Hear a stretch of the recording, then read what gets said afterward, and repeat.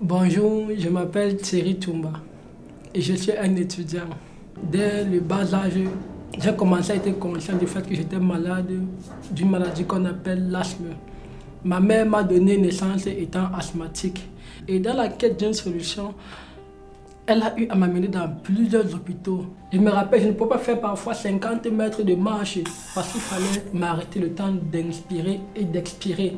Et je me rappelle qu'il y avait il y avait une façon de pouvoir vivre, une discipline dans laquelle je devais avancer. Beaucoup de choses, je ne devais pas manger. Que je ne sais pas, j'ai même presque oublié toutes ces choses-là. Mes parents ne se sont pas seulement limités au niveau de la médecine moderne, mais ils sont aussi partis voir le traditionnel. Et c'est comme cela que chaque jour, on m'a mené chez les charlatans. Et elle faisait l'effort de pouvoir maintenir ce jeune garçon qu'elle avait mis au monde. Et mon père ne restait pas anodin. Il était là en train d'aller s'endetter, travailler, à rapporter des millions et des millions qui étaient dépensés juste pour m'a suivi. On a même eu à égorger des chèvres, des moutons, des coqs tapés sur ma tête. On m'a donné des potions à boire que je ne connaissais même pas. Toujours parce qu'on pensait que cela pouvait changer quelque chose, mais rien. Mais je vous assure, je souffrais énormément. Je me rappelle même à des moments lorsque j'étais interné, plusieurs autres mouraient à côté de moi. Pourquoi? Parce qu'ils n'avaient pas à survivre. À plusieurs reprises, lorsque j'ai été interné, c'était pas facile pour moi de pouvoir parfois reconnaître mes frères et mes soeurs à cause des médicaments que j'absorbais. Et toutes ces doses-là qui m'étaient prescrites chaque jour et d'une façon très très stricte. Je ne peux pas compter le nombre de mois ou le nombre de nuits où j'ai passé étant éveillé, cherchant la bonne position pour pouvoir dormir. À plusieurs reprises, j'ai failli y laisser ma vie. Dans cette dynamique-là, j'ai été fatigué. J'avais dit à mon père et ma mère qu'il fallait qu'ils laissent comme cela. Je peux vous dire une chose, c'est que j'ai eu à souhaiter la mort à plusieurs reprises. Ce n'est pas une fable, mais c'est une histoire vraie.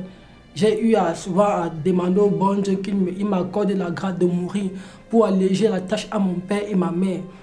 Il y avait des moments où tellement c'était si intense que la famille tout entière devait se lever pour pouvoir me consoler.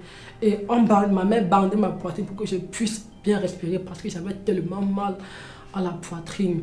Je me rappelle même lorsque j'étais à un moment au sud-ouest en train de continuer mes études, à plusieurs reprises, je ne sais pas comment j'ai fait pour pouvoir vivre.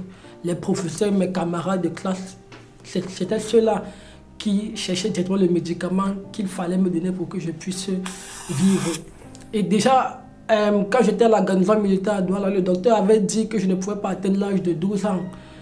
Et j'ai commencé à m'intéresser à la question de Jésus-Christ à partir de 19 ans, car les gens en parlaient. Et je me suis dit que lui, au moins, il peut faire quelque chose. Pourquoi pas ne pas tenter avec lui? Et c'est comme cela que j'ai récupéré la Bible qui était à la maison et j'ai commencé à la lire.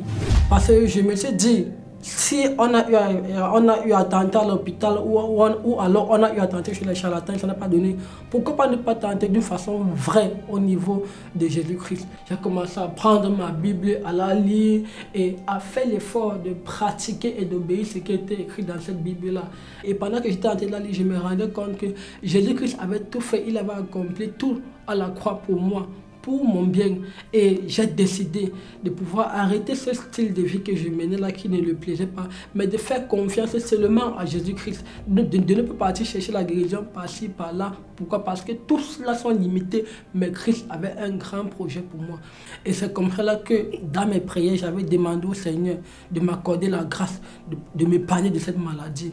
Et c'est après 2 ans ou 3 ans comme ça là que je m'étais rendu compte que j'étais guéri. Car un jour, ma mère me trouve en train de manger les arachides et mes amis qui me voyaient manger le caramel disaient mais comment est-ce que tu manges le caramel, les arachides, comment est-ce que tu bois comment est-ce que tu suces la canne à sucre, Thierry, comment tu peux t'habiller comme ceci, tu dois être trop chaud.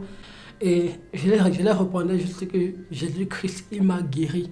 Et sa guérison a été certaine d'une façon miraculeuse. Et si tu es là, tu m'écoutes aujourd'hui, tu ne passes pas la même situation que moi, ou alors il y a une autre maladie qui te caractérise.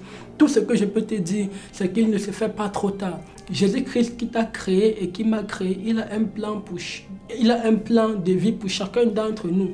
Car il n'est pas fier de te voir souffrir comme il n'était pas fier de me voir souffrir.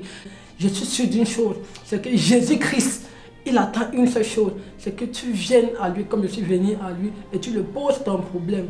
Et je pense que dans sa grâce, si tu lui es fidèle, si tu obéis d'une façon scrupuleuse à tout ce que le bon Dieu dit et tu pratiques ce qui est dit dans la parole de Dieu, tu verras qu'il fera aussi de la même façon qu'il a fait pour moi. Il va t'accorder la guérison car il dit quelque part que cherchez premièrement le royaume de Dieu et sa justice et toutes choses vous seront accordées. Or, la plus grande chose que l'homme peut faire sans Jésus-Christ, c'est rien. Et la plus petite chose qu'on peut faire avec Jésus-Christ, c'est tout.